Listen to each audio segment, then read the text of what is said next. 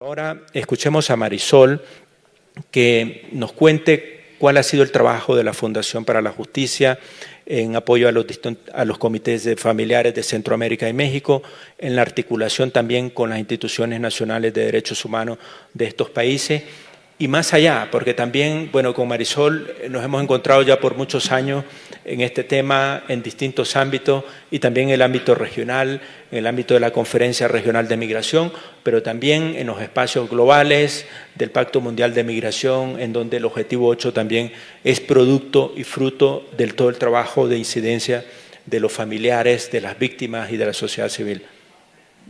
Muchas gracias, Byron. Muchas gracias a la Oficina del Alto Comisionado por invitarnos a este encuentro tan importante donde están participando personas de varios países de la región. Y esto es justamente importante para atender la problemática de personas migrantes desaparecidas.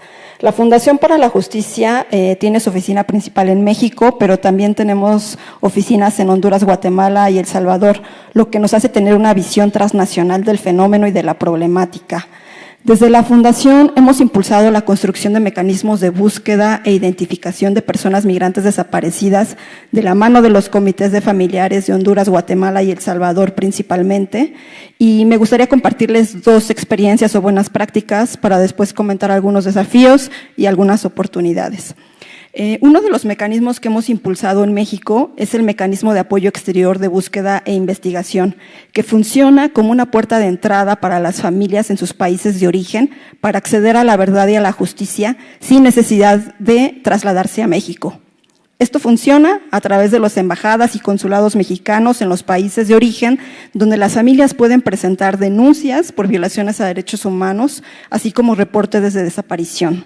Esto ha cambiado en gran medida cómo las familias tienen posibilidad de presentar un reporte de desaparición en sus países de origen sin trasladarse a México.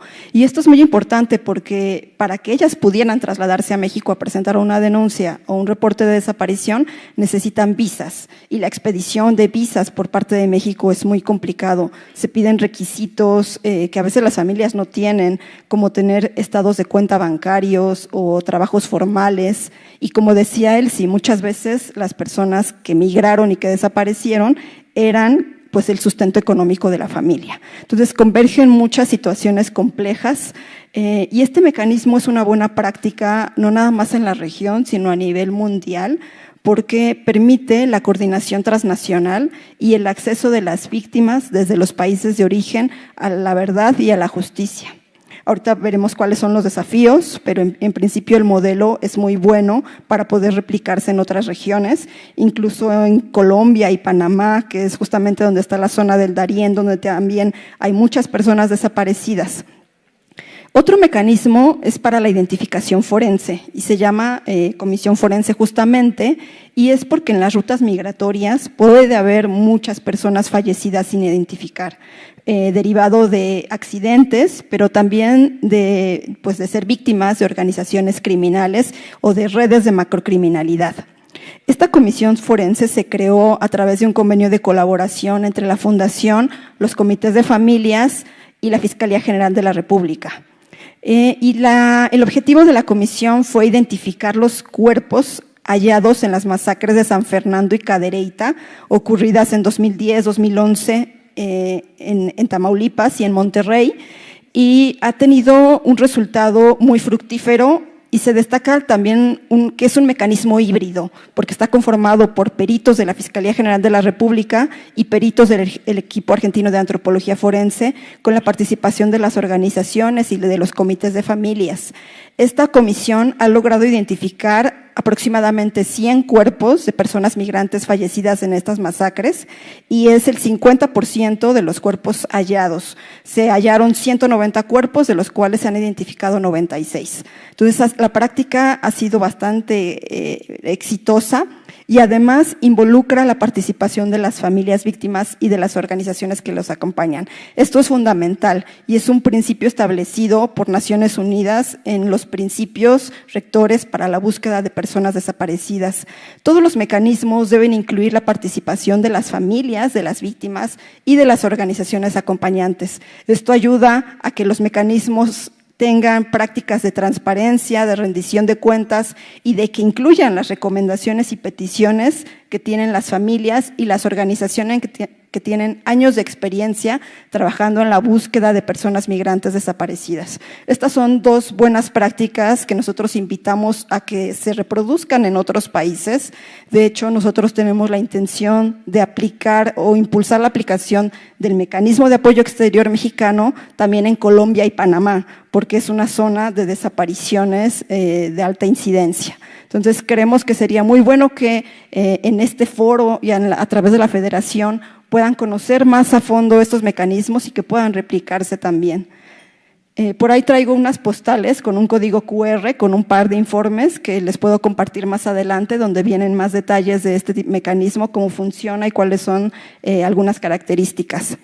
Y bueno, paso a los desafíos que nos hemos encontrado ante la aplicación de los mecanismos y tiene que ver con una coordinación transnacional.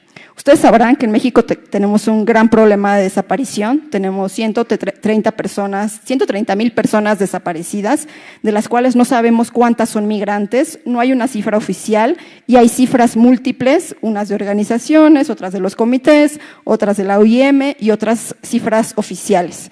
Hay un subregistro porque no todas las personas migrantes denuncian las desapariciones por temor a ser deportadas. Entonces, aquí vemos desafíos inmediatos, que haya mecanismos para que las personas migrantes puedan reportar las desapariciones en el momento en que ocurren. Cuando un grupo de personas va en la ruta migratoria y tiene conocimiento de que una persona desapareció, debe tener las facilidades para reportarlo inmediatamente a las autoridades mexicanas. Y esto significa difundir información para que las personas migrantes sepan que no van a ser deportadas si reportan a las autoridades una desaparición. Esto es muy importante. También la facilitación de visas humanitarias para que las familias puedan viajar a México y participar en búsquedas en el terreno, búsquedas en las rutas migratorias de fosas clandestinas. Pero otro gran desafío tiene que ver con la investigación y los altos niveles de impunidad.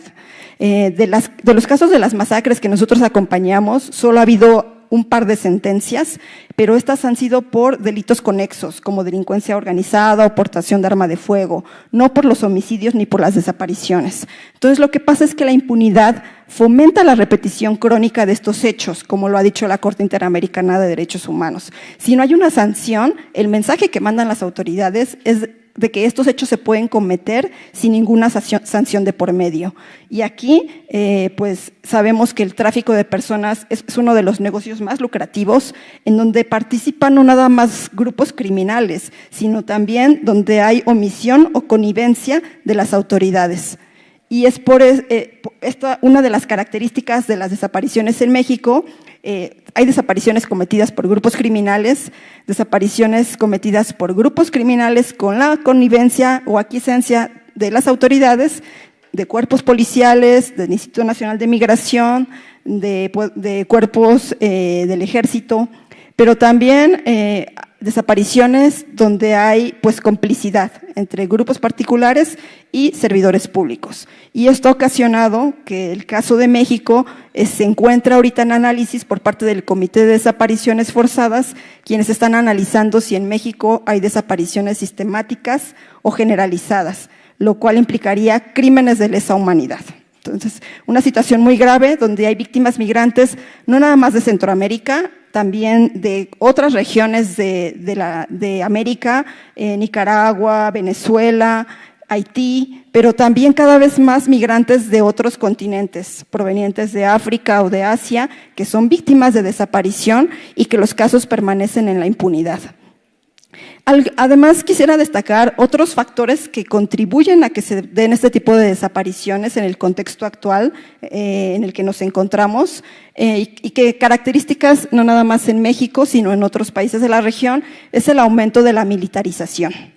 México ha desplegado recientemente 10,000 elementos de la Guardia Nacional para contener la migración en sus fronteras sur y norte, y no nada más México, otros países de la región atendiendo pues peticiones de otros países del norte, y esto aumenta las violaciones a derechos humanos contra personas migrantes. En la Fundación para la Justicia hemos documentado casos de ejecuciones por parte de grupos policiales y del ejército en contra de migrantes indefensos que no portaban armas, que no estaban resistiéndose a ninguna detención y que fueron ejecutados de manera arbitraria, tanto en el sur como en el norte. Representamos el caso de Cristóbal Cobreiro, una persona de origen cubano que falleció en estas circunstancias, y también está el caso de Huixtla, en Chiapas, donde dispararon a un grupo de migrantes y que el caso fue pues también llevado al Comité de Trabajadores Migratorios, quien se pronunció en su último informe sobre esta situación. El propio comité ha exhortado a los estados a evitar estas prácticas de securitización y militarización de la migración. Sin embargo, la tendencia es todo lo contrario. En México también una otra práctica que se está implementando es la gestión de las estaciones migratorias o centros de detención migratorio por parte de personas con perfil de exmilitares. Y nosotros, por ejemplo, nada más para mencionar un ejemplo, valga la redundancia, en la estación migratoria de Ciudad Juárez, donde fallecieron 40 personas migrantes encerradas porque no les abrieron la puerta, esta estancia migratoria estaba gestionada por una persona que había sido exmilitar. Es decir, no tienen la capacitación para poder realizar estas funciones y aumentan los riesgos de desaparición y de otro tipo de violaciones en contra de personas migrantes. Eliminar las detenciones como regla también, porque la detención posibilita la incomunicación y otras violaciones al debido proceso, así como las desapariciones forzadas de corta duración. Así lo han señalado conjuntamente el Comité contra las Desapariciones Forzadas y el Grupo de Trabajo de Naciones Unidas recientemente en una declaración conjunta. Entonces, creo que nada más, bueno, para concluir, me gustaría también señalar como algunas oportunidades que tienen los organismos o instituciones de derechos humanos en estos contextos. Creo que es fundamental, en principio, el acompañamiento que pueden brindar a las familias de víctimas migrantes de violaciones a derechos humanos graves. Las instituciones tienen un mandato, ombudsperson tienen un mandato muy amplio y pueden acompañar y representar a las familias, no nada más en sus países, sino ante otros países en donde se cometen desapariciones o crímenes contra migrantes. Entonces, esto es una gran ventana de oportunidad para poder acompañar a las familias víctimas. Otra oportunidad es la identificación de los obstáculos para que las familias puedan acceder a la verdad y la justicia. Si las instituciones ombudsperson cuentan con diagnósticos nacionales de cuáles son los obstáculos, sería un gran avance y facilitaría mucho el diseño y la gestión de política pública por parte de los estados. Identificar obstáculos legales, obstáculos forenses, obstáculos logísticos de las víctimas para acceder a la verdad y a la justicia. También el monitoreo y supervisión por parte de los ombudsperson de las instituciones involucradas en la búsqueda de migrantes desaparecidos, en las investigaciones, en la atención y reparación a las víctimas es fundamental, y la emisión de recomendaciones públicas que puedan poner en el ojo público la agenda de temas pendientes de cumplimiento por parte de los estados de origen, tránsito y recepción de migrantes. La difusión de los mecanismos transnacionales que hay para la búsqueda en vida o la búsqueda forense, el impulso de la creación y réplica de estos propios mecanismos que ya existen, fomentar la participación de las familias en estos mecanismos, pedir la transparencia y la rendición de cuentas de los mismos e impulsar medidas de prevención. O sea, creo que todo esto se puede hacer por parte de las instituciones de derechos humanos y sería maravilloso que pudiera quedar plasmado en un documento de lineamientos regionales. Muchas gracias. Gracias a ti, Marisol.